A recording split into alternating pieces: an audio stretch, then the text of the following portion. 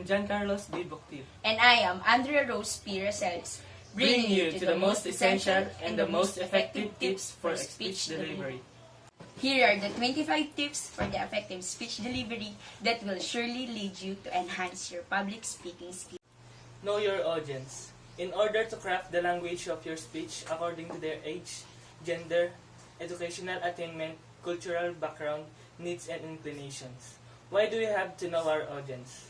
First, we have to know our audience so that we can do the best speech for them. And if we do the best speech for them, they can relate at your speech. Number 2 tip, stage presence. Having a stage presence will catch your audience that they will be impressed. And how? Have a stage presence by grooming, dressing, and most importantly, speaking well. Dress formally and not like you are going into an formal event. Remember, it's a public speaking event.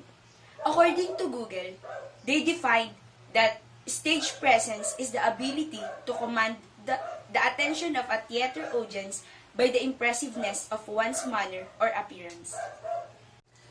Don't hide behind the lectern. The lectern is a crutch, a structure built to conceal knocking knees and shaking hands. It's a barrier between you and your audience, and you must step out from behind it. Not if you can avoid it, because your speech will tend to feel like a lecture to your audience, which is most always boring. Hiding behind the lectern means the audience can barely see you. The less they can see of you, the less they can judge your body language, and hence measure your believability. Posture matters. Don't project like this, and this. Proper posture during an oral presentation is crucial to engaging and building trust with your audience. Proper posture during an oral presentation includes standing up straight and standing tall. As you stand upright, you also want to be relaxed and natural. Stand with your feet apart and your shoulders relaxed, facing the audience.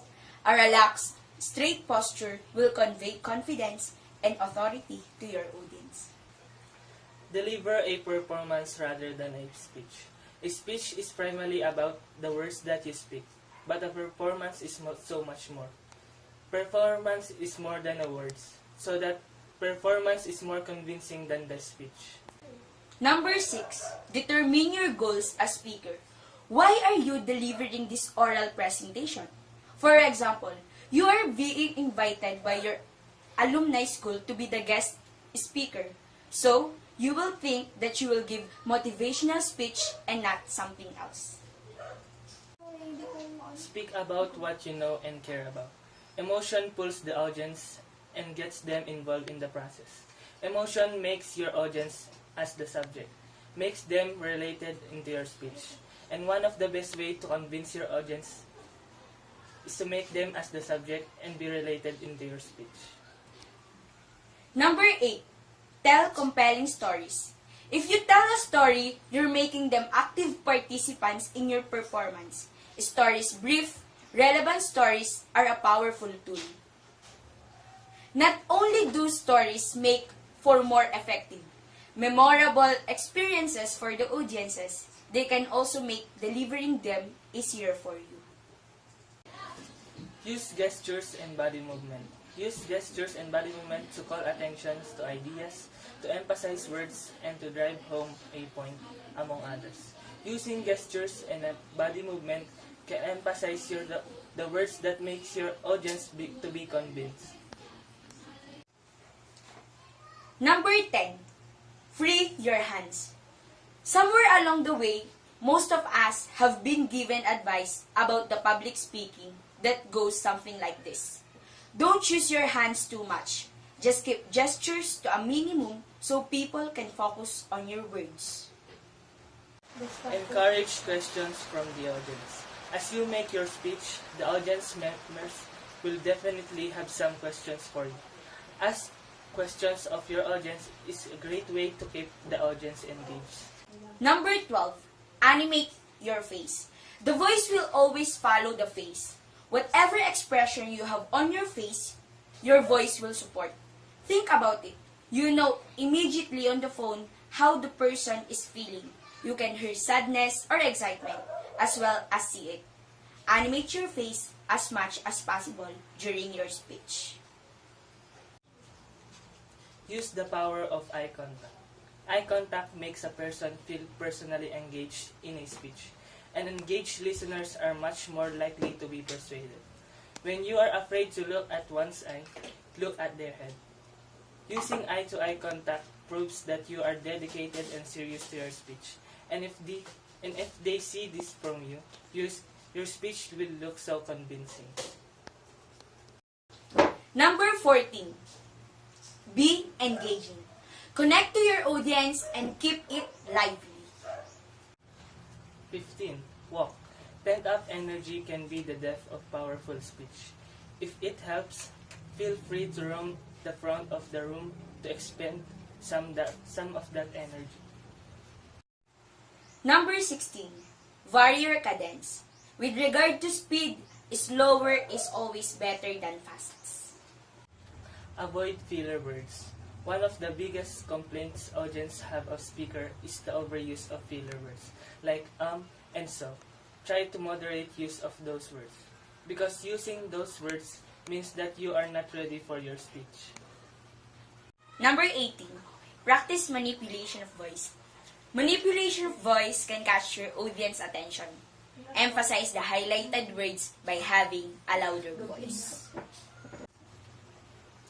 Be appropriate in tone. Sometimes when we get nervous, we laugh inappropriately during serious moments. We may even become self-satirizing when nervous, playing as if it weren't important. Number 20. Use visual aids.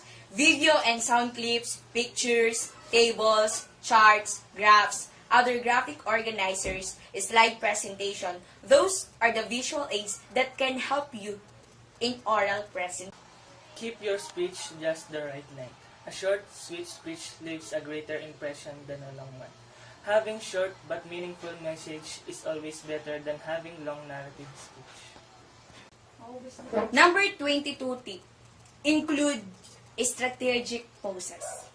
Include 3 to 5 second poses at key moments just before key statements or just after a story. Ask for feedback. As you speak to various groups, allow audience members to anonymously complete a feedback form and use that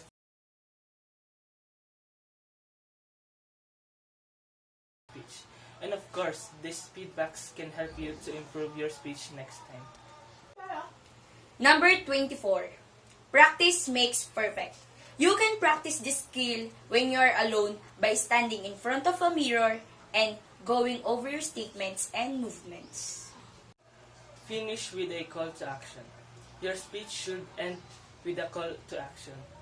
What do you want the audience members to take away from presentation? What should they do now? Speaking in public is much appreciated if it is done presentably and effectively. Acquiring these tips can help you to be a better speaker. Good.